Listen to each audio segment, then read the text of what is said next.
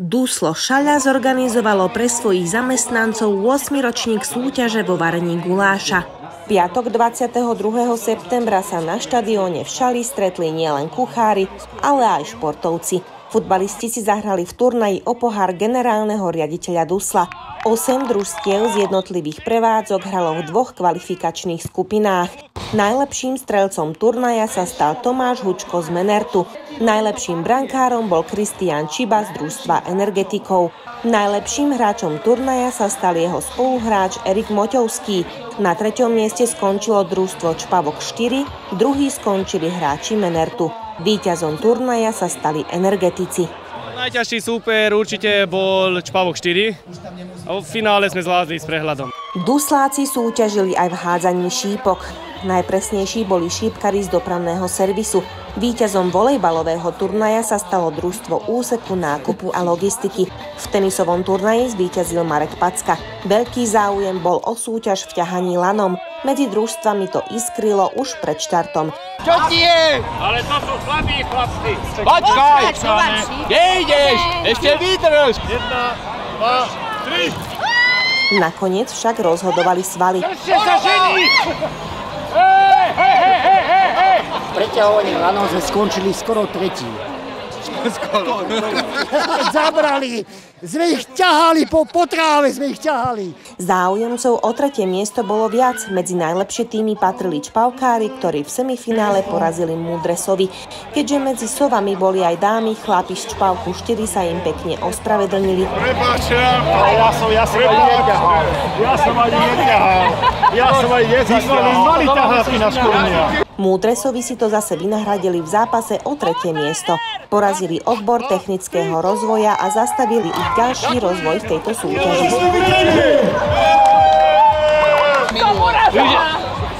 Som urazená! Aj Múdresovi dokázali, že sa vedia ospravedlniť. Boli by sme tretí, ak nie vyššie postavení, ale pustili sme to múdrym sovám.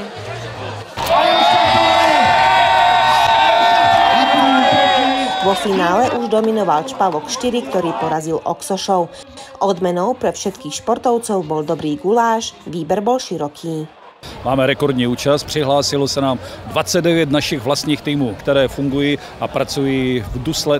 Generálny riaditeľ Dusla Petr Bláha zhodnotil ekonomickú situáciu v podniku. Loňský rok přes velké složitosti v energetické situaci mělo Duslo naprosto rekordní. V historii Dusla jsme nikdy neměli obrat vyšší jak nějakých 500 milionů euro. V loňském roce jsme poprvé překročili hranici 1 miliardy. Bohužel ale, jako když se podíváme, jak energetická krize pokračuje dále a jak Evropa se naprosto nesmyslně nebrání tomu, aby ta krize prostě skončila, takže do Evropy dneska tečou abnormálně množství hnojiv, hlavně z Ruska a ze Spojených států, z Ameriky a samozřejmě i ze států, jako je Turkmenistán, Azerbajdžán, které jsou výrazně levnější, protože samozřejmě i přes vysoké nákladové ceny dopravy, tak tam mají plyn v podstatě zadarmo. Letos se nám zas až tak nedaří. Na základě toho, že není ani velký zájem o velké hnojiva, tak jsme rozhodli a už druhý měsíc stojíme a rekonstruujeme některé technologie, které bychom v běžném roce rekonstruovali až příští rok. Akciu sme naplánovali na toto obdobie, pretože končíme s odstávkovými prácami, začneme nabiehať a po tých 2 mesiacoch vyčerpávajúcich pre našich údržbárov aj prevádzkárov sme si mysleli, že potrebujú sa trošku uvoľniť, oddychnúť si, tak preto sme to zorganizovali v tomto termíne. Vedenie Dusla sa dlhodobo snaží zlepšovať dopady podniku na životné prostredie. Prispieť k tomu môže aj dotácia z modernizačného fondu na dekarbonizáciu, ktorú schválila vláda. Máme schválenou dotaci ve výši 58 milionů euro. My si tento projekt Zeleného Čpavku, což znamená fotovoltaické elektrárnu, větrnou elektrárnu, elektrolyzer a bateriové úložiště musíme napřed postavit a potom teprve můžeme nárokovat nějakou sumu těchto peněz, o kterých hovořím. Ale problém je ten, že nemáme EIA a jsme tam limitováni časem. Pokud nezískáme EIA a všechny následující oprávnění, tak nemáme šanci stihnout ten termín 2030. Ale to nejsme jenom my jako Duslo, ale tento samý problém má US Steel, tento samý problém má Mondi. Bohužel Ministerstvo životního prostředí funguje tak, jak funguje, což znamená nefunguje. A my čekáme jenom na to, abychom získali ty základní dokumenty a mohli jsme jít s nimi na veřejné prerokování. Oveľa príjemnejšie čakanie mali súťažiaci vo varení guláša. Čakali na to, aké ceny získajú od poroty. Cenu za najkrajšie oblečenie dostali čarovné varešky. Čo vás inšpirovalo? Tak inšpirujú nás v prvom rade folklór, ako vždy folklór, a bavia nás ručné práce, tak sme si to rozmysleli, že tento rok budeme tak, že si vyšijeme trička, prispôsobíme zásiaky. A keď nás bude takto veľa, tak určite zabodujeme všetky krásne baby a krásneho pána v tíme máme, tak nedalo sa nevyhrať. Viaceré stoly boli zaujímavo vyzdobené. Na stole vodárov nechýbalo ani južné ovocie, pepino. To je ovocie, južné ovocie, ktoré sa pestuje úplne v južných krajinách a je to medzi banánom a melónom. Cenu za najkrajšiu výzdobu udelila porota obchodiákom. Ako sa vám podarilo urobiť takú krásnu výzdobu? Neviem, napadlo ma to, že by sme to mohli preniesť z práce aj sem. Toto je moje pracovisko. Vybrať najlepší guláš na 8. ročníku súťaže nebolo jednoduché.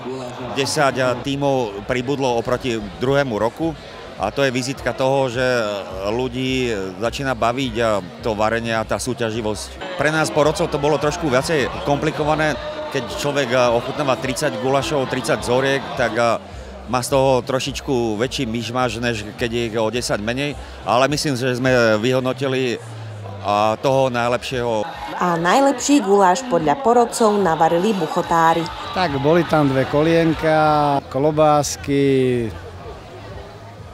boli tam aj huby, aj slaninka vyrestovaná. Sklamaní neboli ani kuchári, ktorí nevyhrali. Som rada, že sme sa zúčastnili, počasie je úžasné, ľudia majú dobrú náladu, tak sa tešíme aj my.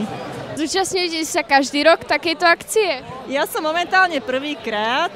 No. Ale hasiči ako náš tým sa zúčastňuje každý rok.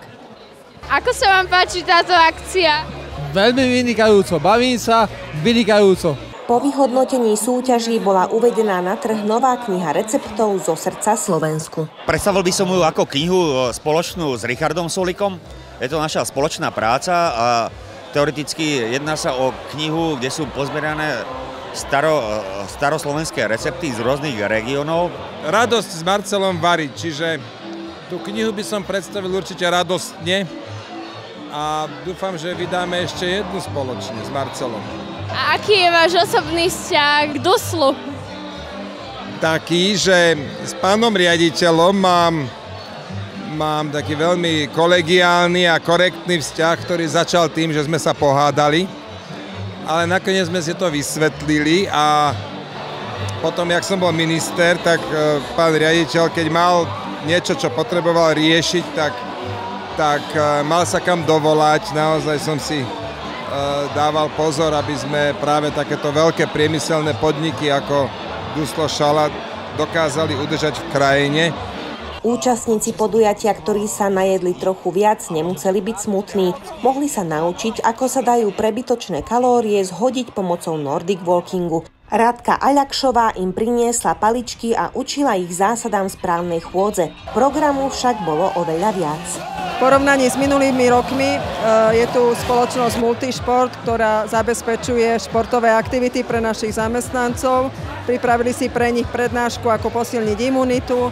Fyzioterapeutka im poradí, ako správne cvičiť a dvíhať ťažké bremená, alebo ak majú nejaký iný problém, tak im poradí, ako na ten problém. Záujem bol aj o súťaž v hádzaní podpivníkov.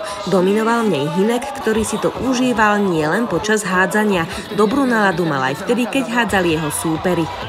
Kde si sa naučil tak dobre hádzať podpivníky? V robote. A trvalo vám to dlho? Nie, asi nejakých 15 rokov.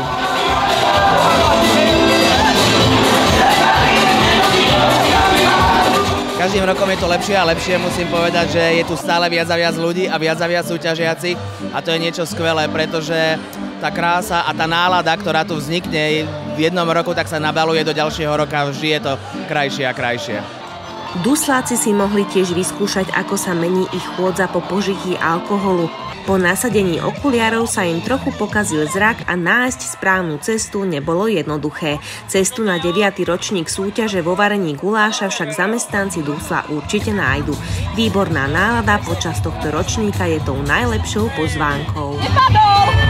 a bolo to super. A dúfam, že o rok sa znova všetci stretneme, lebo takáto akcia to nemá chybu.